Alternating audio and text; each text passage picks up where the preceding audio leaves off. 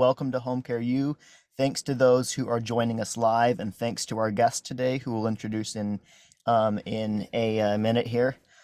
Just a few announcements to get us started. So first off, as a quick reminder, um, Home Care U is both a live Zoom class and a podcast. But we love your questions. We welcome them. Please send them in and be part of the conversation. If you are listening to the podcast, you can get that wherever you get your podcasts as Home Care U. We update them every week. If you want to join live for future sessions, you can do that at Home Care U. That's you as in university. Careswitch.com. And we are every Wednesday at 1 p.m. Eastern. We always bring on great guests and experts to talk about super specific in the weeds topics about how to run a home care agency. So without further ado, let's go ahead and get started. So we have the owner and founder of marketing agency Digital Champions on with us today. So Nick, thanks for joining us. Do you want to give a second and introduce yourself? Sure, absolutely. Thank you so much for having me. My name is Nick Bonitatibus. I know that is a mouthful. The way to remember it, if you just say hippopotamus, Bonitatibus, there you go. Now you guys are going to remember me. So my favorite thing is to do what we're about to do, which is to teach and educate. And I am excited for the opportunity to share how you can leverage and help to attract more clients, hire more caregivers, and get more referrals from more referral sources. Awesome, love it. Thanks again for joining us. And do you mind just kind of sharing briefly, like, what does Digital Champions do? What's your background? How did you get into doing this?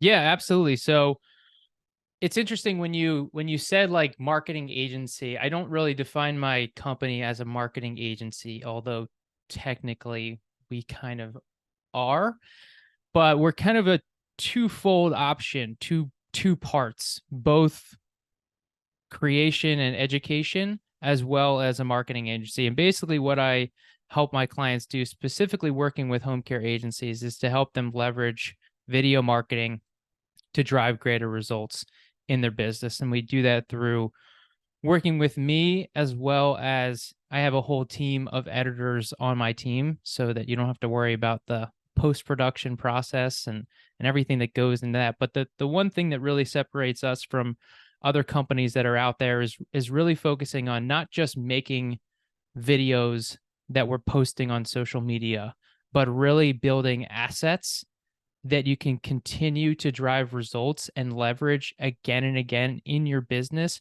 for multiple areas within your business, from marketing to operations, from recruitment, retention. And there's so many applications. And I'm sure over this week and next week, we'll get an opportunity to dive into all of the things that you can start to do to really leverage this powerful medium. Awesome and well said. So that's probably a good way to start this off. To introduce the topic today, we're going to be talking about the power of brands within home care, how to build a brand, and then going specifically into tactics around video marketing, how to make sure that your brand is serving your business goals, and probably start to get into social media too, although we'll continue that conversation into next week. As kind of a preview and word of caution to those who are listening right now. So my experience is that marketing is a particular area where there are vastly varying levels of experience and knowledge within home care.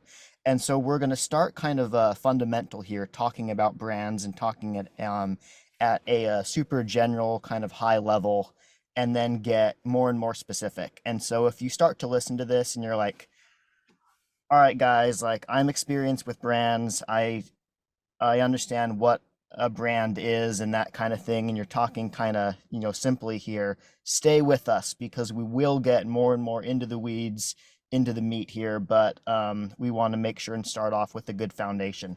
So that being said, I guess my first question, Nick, is just, talk to me about why it's important to build a brand for your home care agency, what that really means and doesn't mean.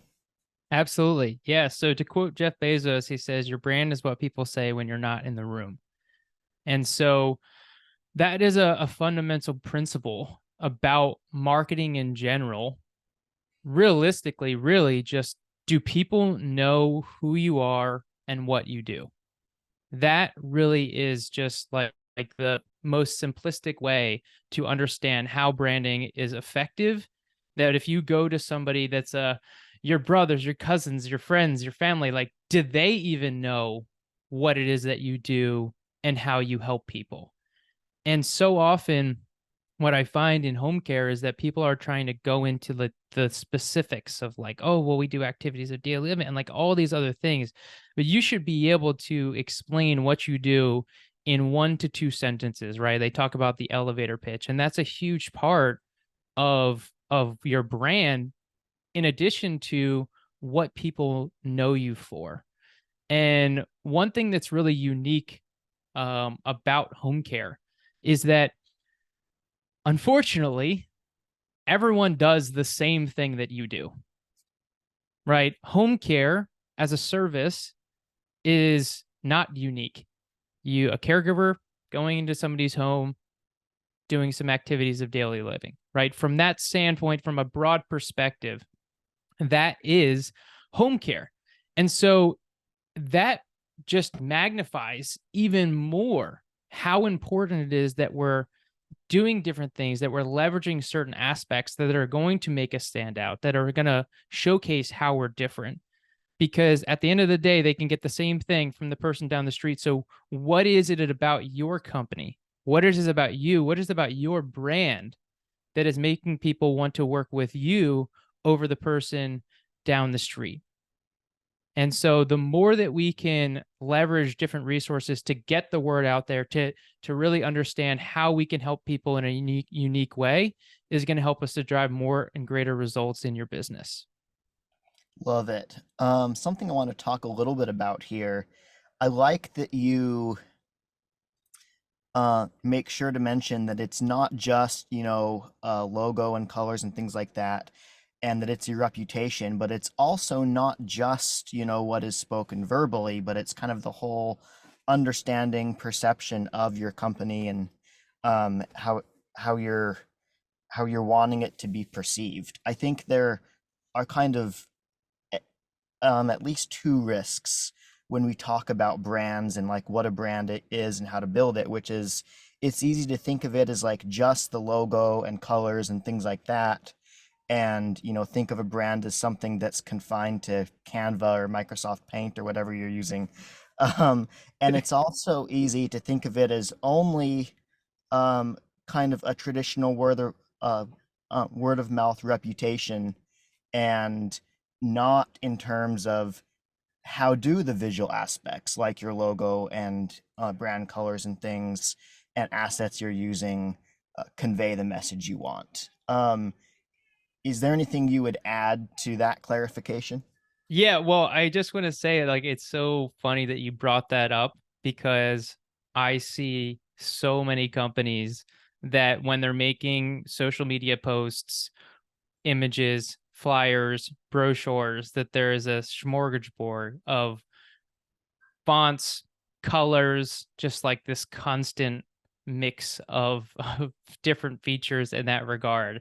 And like, from the minimalistic standpoint of just like the actual look and feel, branding is so easy. You have a couple colors, you got a couple fonts, just use the same ones so that you have that consistency within your own brand. So I did want to segment to that.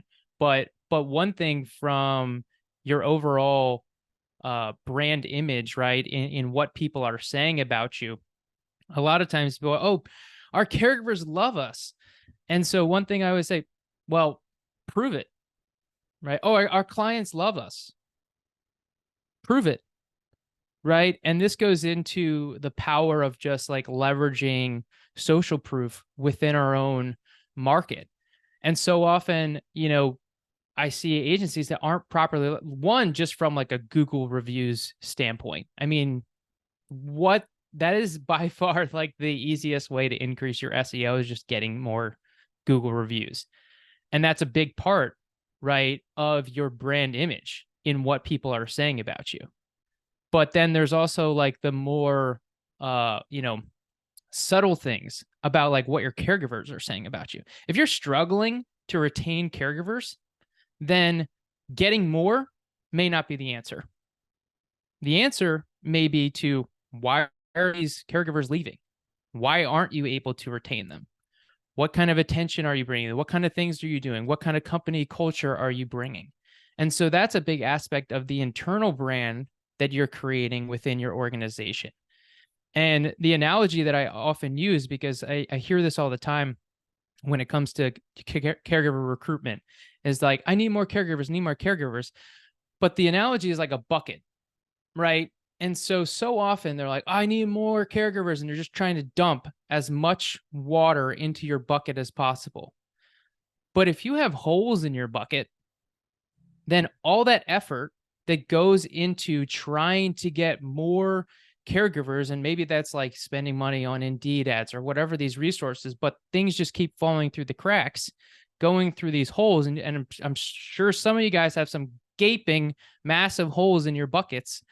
And those things need to be plugged before you're looking to try and get more. And the same thing works from a leads perspective, where people want more leads. It's like, but how's your closing process? And that's just part of business in general, that there's multiple aspects of these pieces. But that is one of the fundamental aspects that I see all the time, that more is not always the answer. You are getting caregivers to some capacity. Most of you guys are getting some caregivers coming in, but they're either applying and then not showing up, right? They're not coming to interviews, or you hire them and they don't show up for orientation. What's the reason? Mainly, they're just choosing another company over you. And so that makes an aspect of, how are you thinking about your internal brand? How are you leveraging and marketing your own company culture that is not only going to get those people to want to apply for your organization, but also want to show up for those interviews, to show up for orientation. If we're waiting to talk about company culture in orientation, you're already too late, right? And so that becomes a fundamental piece of our brand. And then, not to mention that, the things that we're trying to, that we say that we do, right? Hey, here's why our caregivers love us. How are we leveraging what we're doing within our business that is working for a retention standpoint, and then leveraging that in our external marketing to drive more people and convert more people that are coming. We want to get people to say, I want to work for you above any other company, and may even be willing to take less pay because of the way that you're running your organization, the way that you're treating your employees, the way that you're building your brand. Okay, so you said a lot of really good things in there, and I want to back up a little bit and hit on a few different parts of it. So, toward the beginning, something you mentioned, I think that is really key here, is the fact that your brand is not just what you say about your company, or what you as the owner or manager or whatever want people to think about it, but it's kind of in some ways the sum total of what your employees and clients and everyone are also saying about it. Um, so I think you talk first about caregivers and how to leverage the voices of your caregivers in creating your brand. So let's talk about that first. Um, go into more detail about how you can use your caregivers and their voices um, to help articulate the value of what you can help people with. Absolutely. Um, One of the biggest things, right, when it comes to marketing is, I can come up here and I can speak and I can say, guys, I'm the best. Just like, I'm really great. You should probably work with me. I'm just like really cool, right? But that's only going to have a very minimal impact. You hopefully are laughing a little bit, because that was supposed to be intended to be sarcastic, right? But it's so much more impactful when you can have people that are already working with you be your voices and speak for you, right? And say, have your caregivers, wow, this is the absolute most incredible employer. I love working for this person, right? So, from a tactical standpoint, how do we do this? So this is actually what I do with my clients. This is the second video. There's a whole series of kind of specific home care videos that we create. And this is video number 2. And I call it your recruitment video, right? I know, not a super fancy name, but it gets to the point, right? And the idea behind this is that we are leveraging what our caregivers are saying from a testimonial standpoint in a video format that we can use on a consistent basis. And so what's really great about this process and how we can leverage this is you only really need a handful of good caregivers that you have, 4 or 5, right? That usually I recommend like 4 to 6. And you basically conduct an interview. Now there's very specific questions that we ask them that are geared towards getting them to open up, that's going to address certain objections and leveraging sales psychology based on the questions. So, if that's a little high level, I'll get a little bit more specific here. So, just to give you an example of one of the questions that we ask to our caregivers is, what was it like before working with us, right? The previous company, and what is it like now? And so, just from that specific kind of 2-part question, we're able to showcase the transformation. And that's what people want. People are stuck. They're not happy with where they are. They want to get to where they want to go. And so if somebody comes on, one of your caregivers, and they say, the company I was working for, they were really bad at communication. I just felt like I was in another number. And then I started working for ABC Home Care Company, and I love it. They're so great. They take care of me. They're just friendly and so grateful for all the work that I do. And so now you're literally leveraging your caregiver testimonials, your caregiver video, talking about real people, right? Talking about their experience in working with you and the transformation that's happened. Now, something to note, as I kind of touched on earlier, is that if you're not actually doing these things that caregivers want to stick around, that you are taking care of them, that you do have good communication, right? Then you're not going to have these testimonials to leverage. And that's why there's a lot of moving pieces to leveraging this. But if you get a couple caregivers, interview them, now you've got this series of videos that you can now put together in a compilation, right? Of just taking all of the best stuff that they say and then use that video again and again and again and again. And it becomes this asset that you can leverage when somebody applies, right? Boom, you send them this video. Now you have your specific team members, your caregivers, selling why your organization is the best from real people from your organization and why they should also work for your company. Because the biggest part from a recruitment standpoint is understanding that recruitment is selling. It is a fundamental aspect. And until we rewire our brain and change how we think about recruitment and start thinking about it as selling, then we're going to continue to struggle. But the better, right? Jim Rohn says, don't wish it was easier, wish you were better. If you can be better at how you're converting these individuals coming in, you'll be able to plug those holes in the buckets and attract more caregivers. And just from this one video can be a powerful asset to use in not only your recruitment efforts, but also showcasing why it's beneficial for people to stick around from a retention standpoint as well. Love it. So you talked about having kind of a handful of caregivers who each answer several questions, and you build up a library of videos that can be repurposed on different platforms in different ways and things. I liked your question about how are things before and how are things for you since working for this company. Do you mind me asking what some of the other questions are that you recommend asking caregivers to create these videos? Yeah, let me see if I can remember them off the top of my head. So generally question number 1 and 2 are actually just warm-up questions. So it's like name, how, What's your favorite holiday? What's your favorite ice cream?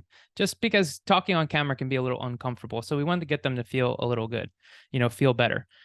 We do the before, we do after. We also ask them, uh, what makes you different, right? What makes your organization different from other agencies that are out there? I believe that's question 5, right? Yeah, 3, 4. Um, then we want to ask them, what do they like most about being a caregiver?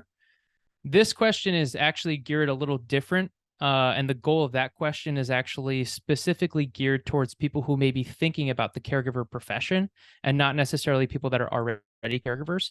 And so people that are looking for a change, right? And this is a whole nother, rabbit hole of understanding that when we're trying to attract and sell to caregivers, that there's different people out there. There's people that are working for other companies. There's people that, don't have any experience, right? Those are two totally different audiences that we may be trying to attract. There may be people that work for an assisted living, right? Or, that have always been in a facility and now we want to bring them into the home care space, right? So there's different audiences that are there that we're trying to target. And so that actually becomes like a separate video. And then the last question, I may have missed one along the way, but the last question then is, what would you say to someone thinking about applying or working with us? And basically what that last question is a call to action. We're trying to get people to take action. And so you can kind of imagine a compilation video when asking that question.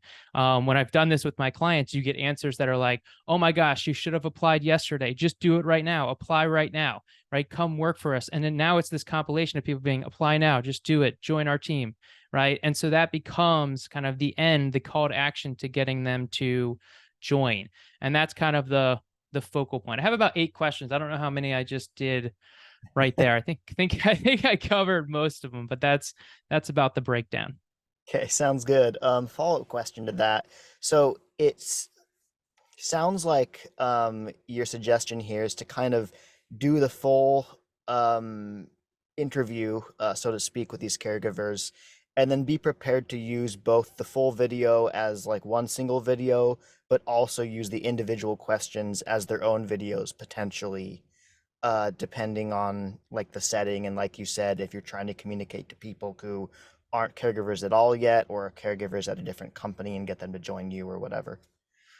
Yes. Yeah, basically there's what's cool about this process is, so let's say you have 5 caregivers that you're interviewing. What you end up getting is you actually get 7 videos with this one interview process. And so you get the one video which is like how you're different, and that really focuses on a couple of the different questions. I think it's like 3, 4, 7, 8, um and then what it's like being a caregiver, right? Or why to become a caregiver.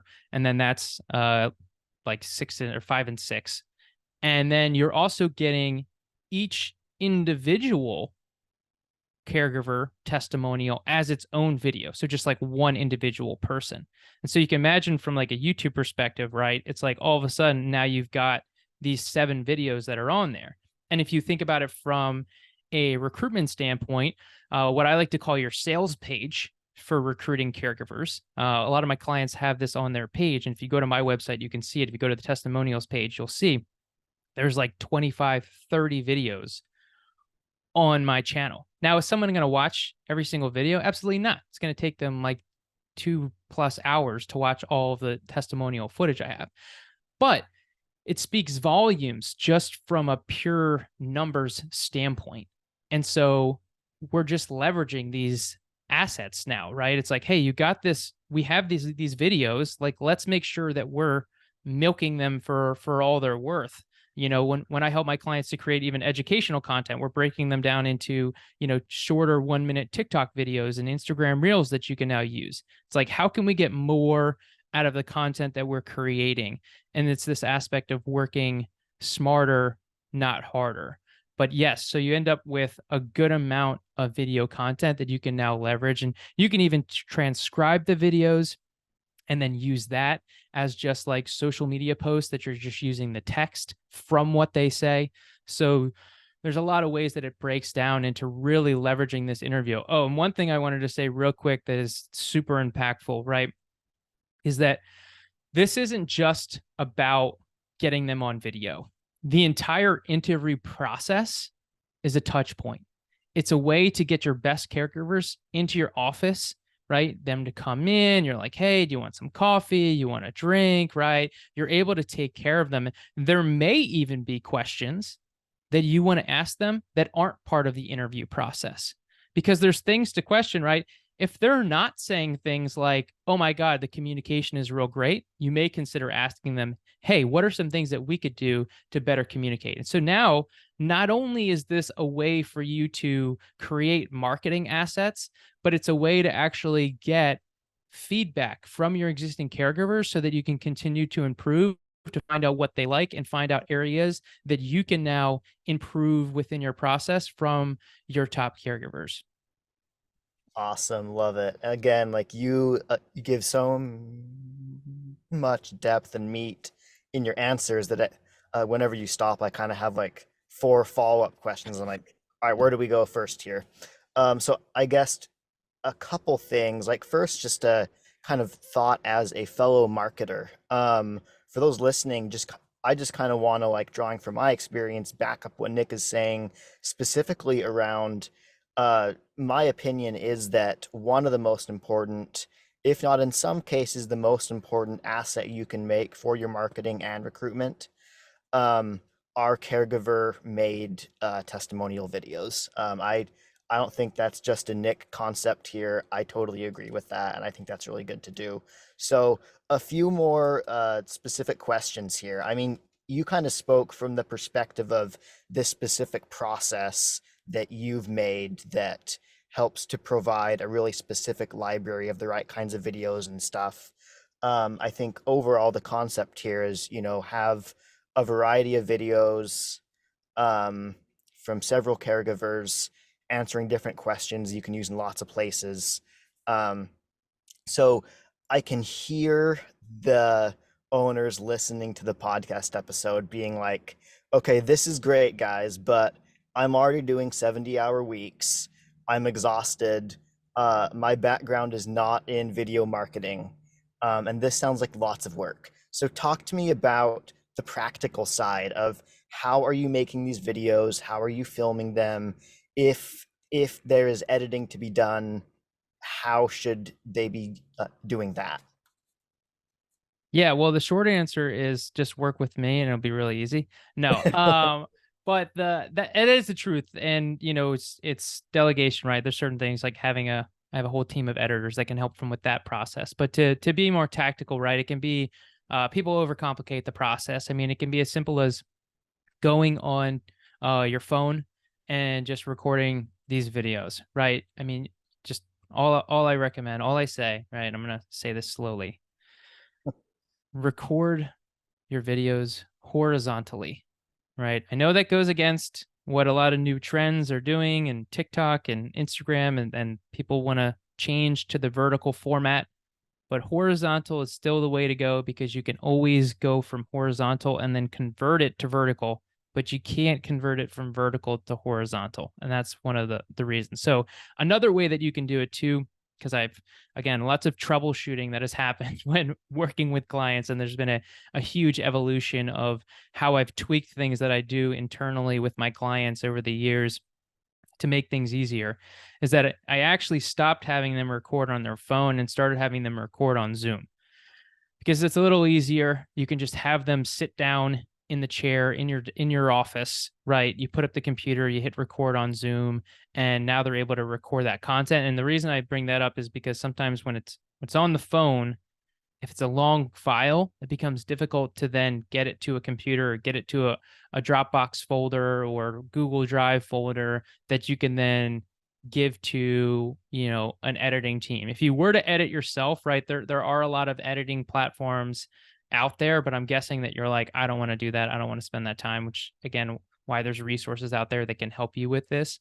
But there's Canva, which I know Connor had mentioned earlier, which their video platform is, it's not great, but it can kind of do the job from a minimalistic standpoint. One of my favorite editing tools from a phone perspective is called InShot, InShot. And then from the computer, if you have an Apple, if you have a Mac computer, like you can just edit on iMovie, or there's a software called Camtasia that is just kind of like a really simple, basic editing service. There's, super advanced ones like Adobe Premiere and Final Cut. And if you do that with no experience, you will look at it and go, all right, I'm leaving. And you will never do anything with it. Because even when I transitioned from iMovie to Adobe Premiere, and there was a huge like period where I had all this video work that I needed to do for the company that I used to work for. If you guys know Steve the Hurricane, Home Care Evolution, that's where I came from the industry. I used to make his videos, and I transitioned to this more difficult product, but I had all these projects I needed to do, and so I kept delaying on learning this new software. And so I recommend just keeping it simple. You don't need any fancy editing. It can be as simple as just like chopping up the bad stuff and deleting it and keeping all the good stuff. Like you don't need necessarily fancy transitions or B-roll. If you B-roll is basically like secondary footage that you overlay on top of the video to create more just like visual aids within the video, but don't overcomplicate the process. It can just be as simple as just get your caregivers in your office, ask them some questions and record it. Awesome. I I was listening to a podcast you were on the other day. Well, I mean, you were on this a while ago, but I was listening to it the other day, and you talked about how it's actually beneficial to like not necessarily have the super high production quality on these videos because it can be helpful to have it just kind of be a selfie style video where a caregiver is talking into their phone or whatever, or into Zoom, like you said. Talk to me about why that is a little bit, and then I have another question related to that. Yeah, absolutely. Great question. One of the things that comes to home care is that this is a very personal business. One of the things I love to say, right, and it's actually from a guy named Pat Flynn, and he said, there's people to people, right, or P to B, right, people to businesses, and then we got business to business, B to B, right, but really it's P to P, which is people to people. I totally screwed that up, but at the end result, the thing I'm trying to get to is that it's P to P, people to people. People want to work with real people, and so from the home care aspect, they're not looking for some massive, huge brand because that's intimidating. They don't feel like that they're going to get the proper care that they need. And the same thing works from a caregiver perspective, right? Oh, I'm just going to be another number. And so sometimes just the idea of something being done shot on my iPhone. This is common now, right? Like I think a lot of times home care agencies are built on this like old style of content that things have to be super professional and really high end. It's like if you want to do that, by all means. But like if you Google how much like video marketing cost for an agency to come to your office and actually like make videos, you're going to pay like 10 grand for a 30-second video. You can Google that data. It's insane how much they charge for like high quality professional video production. I know most of you don't want to spend that kind of, and you shouldn't. That's the whole reason why I started my business, because I wanted people to leverage this powerful medium without having to break the bank. And so when you leverage just real marketing, hey, here I am with my caregiver in the office, it doesn't take away from like the level of your brand. This is how content is being created. People are doing it in-house. People are creating content. And so, I mean, I had one of my clients, he was supposed to record the recruitment video on Zoom, and then he was having issues. And then he recorded the video vertical, which again I addressed, Oh, so I was like, oh man, all right. But we can make this work. Like we will make this work. And so even though he recorded vertical and even though he didn't record on Zoom, we were able to leverage the content, and it added this personal feel that it wasn't this, massive corporation, that it was real people. It's not like paid actors, or sometimes people work for franchises and they're using caregiver testimonials from corporate. It's like, but those aren't even your caregivers. Like I think it's dishonest when people use Some the franchise probably won't like that I'm saying this, but it's just like that's the overall branching brand, but that's not you. Like, and so we want that real feel. And so the quality is less relevant. It is more about what people are saying. And that's just a whole other element too of just like marketing in general. One of my favorite quotes from Maya Angelou's is people don't remember what you said, they remember how you made them feel. And when we think about that just in marketing in general, especially if you're thinking about as we're talking in video and oh my God, I don't want to get on camera, well, like, I'll mess up. If you speak with passion and enthusiasm, that is what people are going to remember. They're not going to remember that you messed up on a few words or you said this when you're like, oh, I should have said that. None of that matters. It's totally irrelevant. People forget that. If you just speak with passion and enthusiasm and your caregivers and you bring them in and they're real and it's raw, that's going to have the greatest impact for your business. Great. I think that so one thing I want to recap here and just like see if this is accurate or if there's anything you'd add to this. So it sounds like while there is always benefit in kind of having more polished and uh like more produced videos eventually for the right purposes. For someone who's listening to this and wants to get started and is like, I see the value in making and using videos like these that give voices to my caregivers on my team, you really can get started pretty simply by figuring out the right handful of questions to ask to the right handful of caregivers, recording that either on Zoom or on a phone, making sure it's horizontal, and then probably recording those if you don't want to get bogged down in the editing process. You can kind of record those each question as its own video, so you don't have to slice anything up. And while it may not be quite ideal in every way, like even just that simple process is a way that an agency could get started with this. Is there anything you'd add to that? That was an excellent recap. And I just want to hit on the last thing you said, which is just getting started. If we overcomplicate the process and you're like, oh, but I need to do this, I need to create this compilation, I need to edit. It's like just take out your phone, record the video, and slap the raw thing on your YouTube channel. Like that will be better than nothing. And when it comes to video, and I've even had people, there's one individual, she called me and she was asking about my services. And it was a little out of her budget for what I was offering, but she was still able to take what I create on YouTube and start making videos. And she's got a YouTube channel. She's making videos. So like just take action. Like just don't overthink it. Don't worry about things being perfect. You'll never be perfect. Perfect is the number one reason to not get started.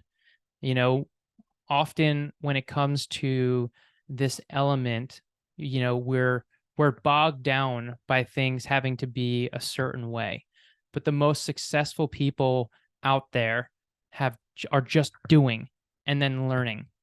And that's the quickest way to get success. You can speed your learning process, but by investing in certain things, but you can also just learn by doing.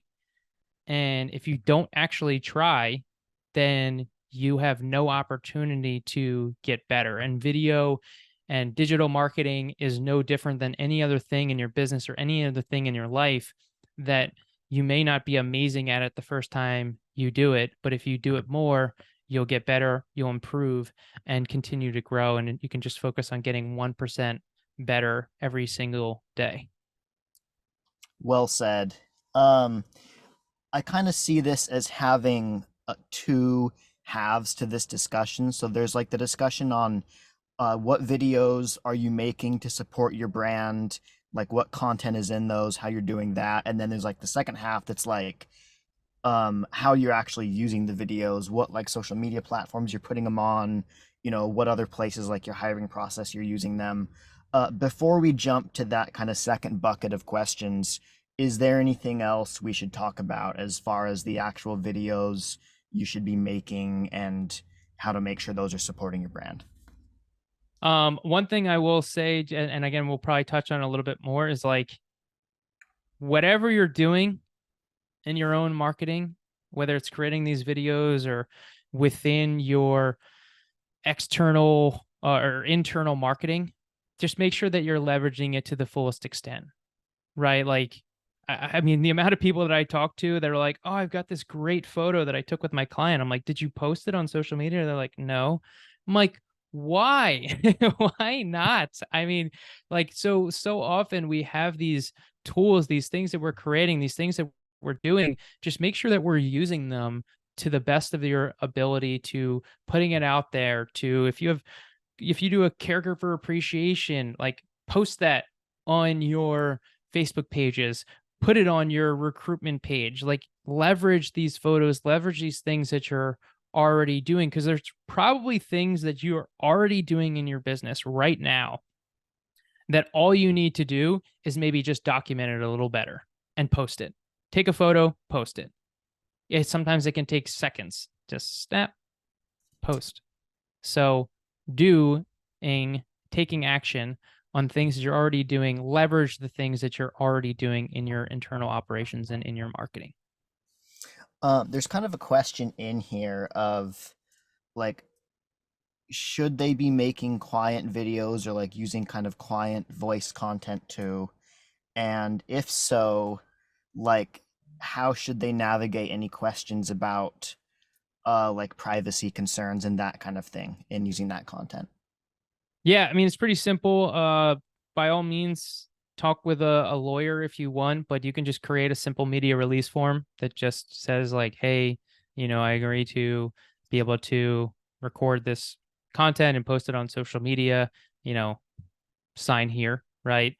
Hmm. And so that's like the minimalistic standpoint. I think one of the things, and again, not a lawyer, so don't take this as legal advice, but there's a certain element of, you know, you can just apologize. And like if you post a testimonial, let's say, and they're like, I don't like that you post that testimonial, you're like, okay, I'll delete it, and just like delete it, take it down, right? And then you're like, all right, if they take it into like a further effort and like try and like, I mean, it is possible, but to me, that would be like pretty extravagant effort when you can just like take it down. But again, a simple media release form is a quick way um, to just kind of solve that problem. And it was funny. One of the things that I learned the time when I was working with Steve, I remember this photographer from the local paper or magazine came in and was taking photos of him, and Steve's like posing in his office. And I asked the guy, I'm like, "Do you need like a media release form?" And he's like, "The guy's posing in the photos. He's giving permission. He's literally like posing. These aren't like candid photos at an event." And so there is potential legal merit that if somebody is recording a video right in front of you, that they obviously know that you're recording the video and agreeing to be on the video because they're talking to the camera. So there's a defense, I guess you could say, in that element. But again, talk with a lawyer, simple media release form, get it signed if you want to, cover. I have a template too, um, that I give to my clients as well. Gotcha. That makes sense. And I would say, I mean, this might be one where we might see it a little bit differently, and that might just be because, maybe you're more experienced in this than me or whatever. But I would kind of suggest my principle here would be to err on the side of safety, caution, and consent here. And so, I mean, definitely like Nick said, be mindful of the context in which the video or whatever content is being created. um be mindful of who, like, what type is this, like a client, a caregiver, a member of your staff, and just make sure that whatever form of content you're creating and however you're using it matches up with the expectations and understanding of the person who is in it. um anything you'd add to that or whatever, and then we can move on. Yeah, no, I think that's well said. If you want to err on the side of caution, just, again, a caregiver may come in and then they leave and they're like, "Oh, take the video down." You're like, "Nope, you send a media release form." Boom. All right, you're covered.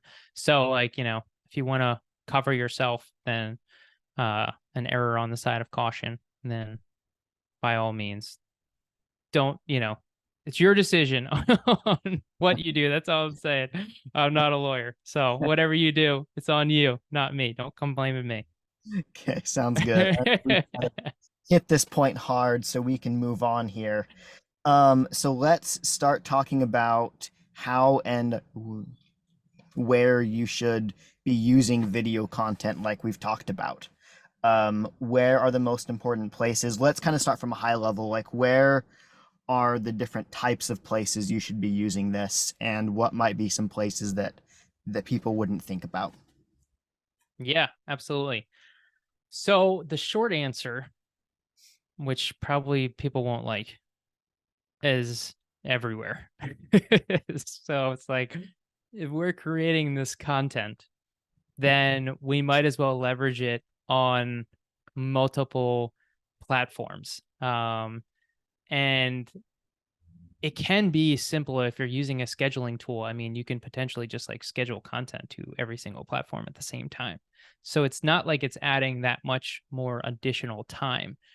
But one of the biggest things that I think is there's two platforms that I believe are so underutilized. And this is not so much caregiver, but just like overall home care marketing, what social platforms are the best.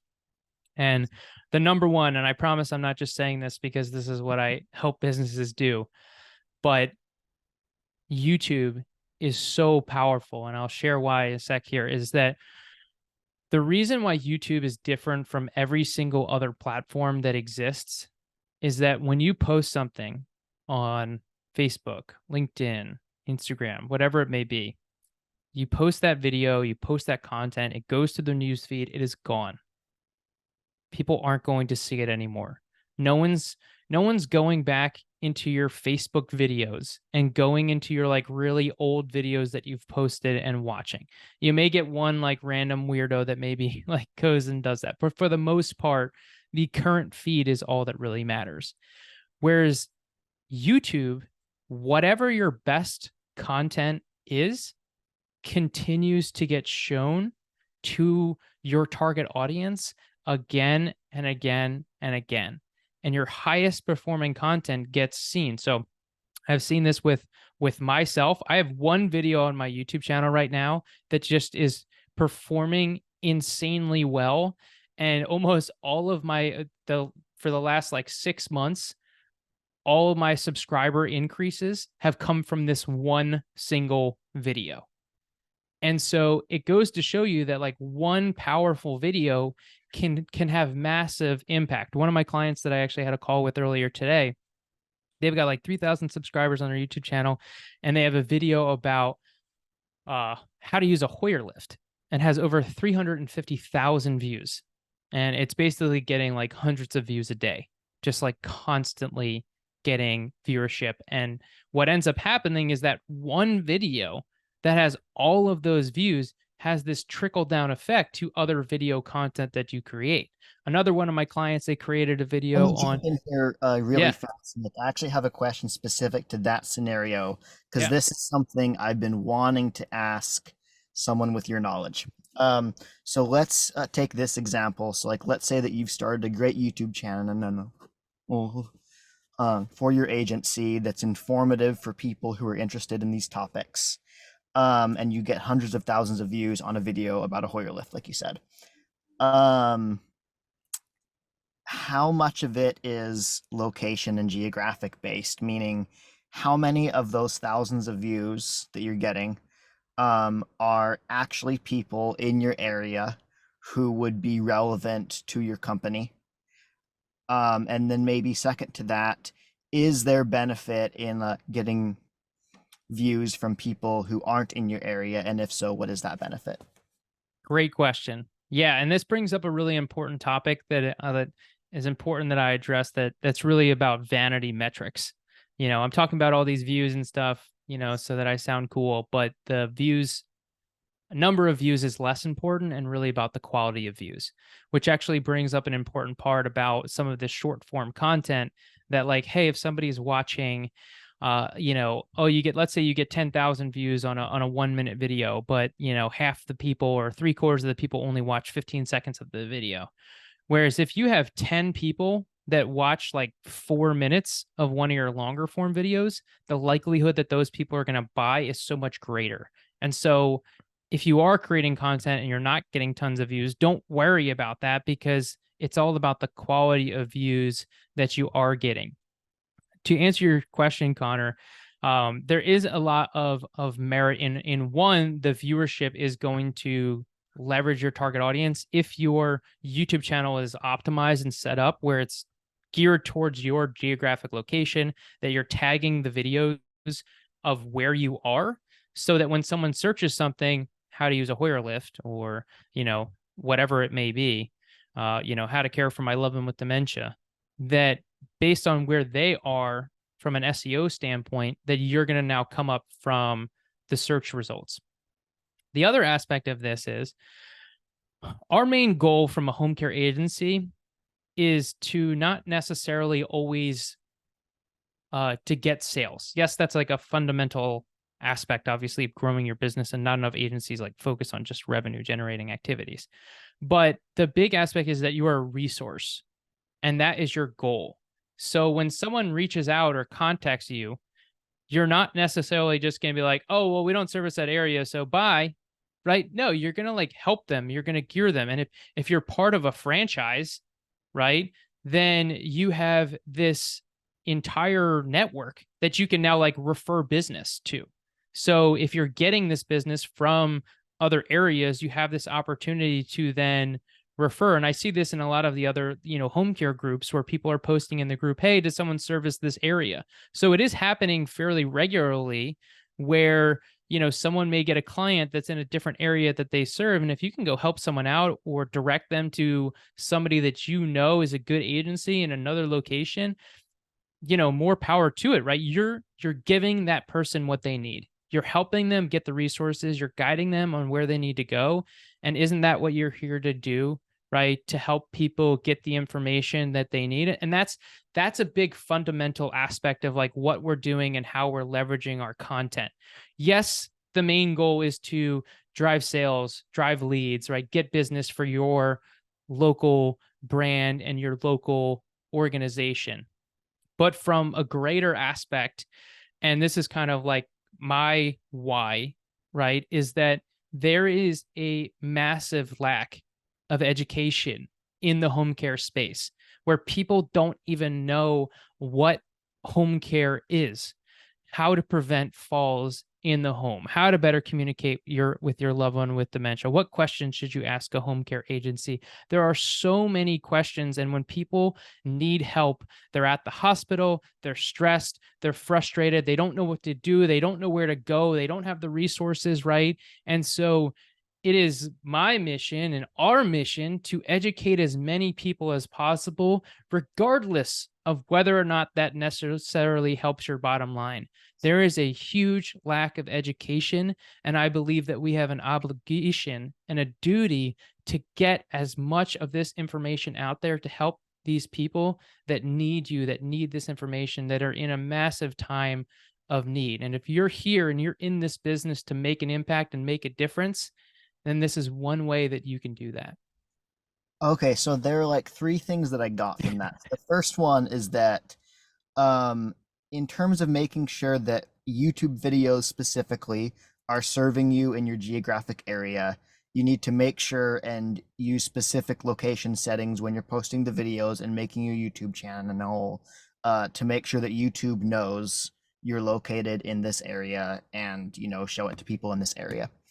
Then sounds like the second one here is understanding the big picture of your role in helping kind of society as a whole appreciate the value of home care and know how to take care of people, whatever their role may be in that process. And then the third one is like specifically understanding for the people in your area, who may be potential clients, they may be potential caregivers or referral sources in the future. Um, Recognizing how your content can help to build relationships with them over time that may pay dividends in the future.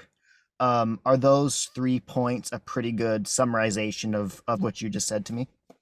Yes, excellent. You're a rock star. Well reviewed. Yeah, I have no additional feedback there. Awesome, love it. So we're going to start to wrap up here in a minute. So we will be bringing Nick back on next week, and to give a little preview of that, we're going to go more specifically into um, the platforms and places you should be sharing and using videos to help build your brand.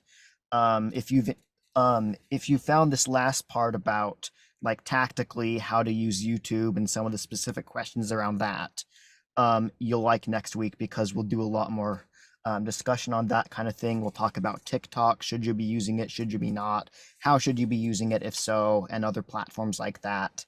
And always kind of keeping it from a perspective of if you're a busy agency owner and or staff, what can you be realistically doing to apply these principles without taking like a ton of time or budget on it. So join us again next week for that. Really excited for that. And Nick, thanks again for joining. This has been really good. Great to pick your brain. Great to talk to you as always. Hey, thank you so much for having me. I love sharing this stuff, and I look forward to next week. Awesome. Thanks. Just as a quick reminder here for those listening or joining live, this is both a live class and a podcast. If you want to join live, ask your questions. You can sign up free at HomeCareU, that's U as in university, .careswitch.com. If you want to listen on your own time, you can listen to the podcast wherever you get your podcasts. It's called HomeCareU, again, U as in university. And don't forget to check out Careswitch. We are an AI-powered home care management software platform. So we help you run your agency, and